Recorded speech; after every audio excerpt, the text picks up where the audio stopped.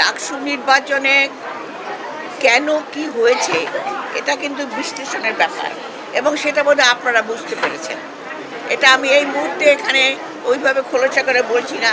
এখানে আমাদের পতিত সরকারের সঙ্গে যাদের যোগসাজশ ছিল তারা এখানে মেইন ভূমিকা পালন করেছে, যে কারণে আমাদের বিএনপির যে ছাত্র দলের যে ছেলে যারা অংশগ্রহণ করেছে তাদের এই যে ভরাডুবিটা যে ইয়েটা হয়েছে, এটার কারণে হলো এখনও স্বৈর সরকারের দোসররা আমাদের পাশে রয়ে গেছে।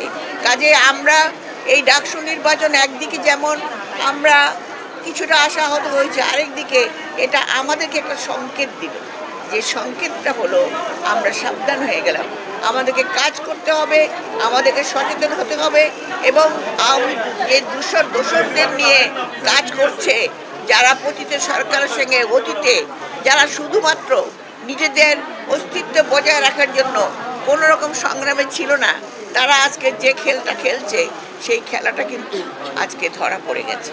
কাজেই এখন আমাদের জন্য অনেক সহজ হলো, বুঝতে সহজ হলো কারা এবং কিসের জন্য, কে এই দেশকে ধ্বংস করার জন্য কারা এখনও খেলা খেলছে। কাজে বিএনপি সচেতন, বিএনপি বুঝতে পারছে, বিএনপি সবই করছে। জাতীয়তাবাদী মহিলা দলের ৪৭তম প্রতিষ্ঠা বার্ষিকী, সেই উপলক্ষে আজকে বরিশাল উত্তর জেলা আজকের এই আলোচনা সভার আয়োজন করেছে।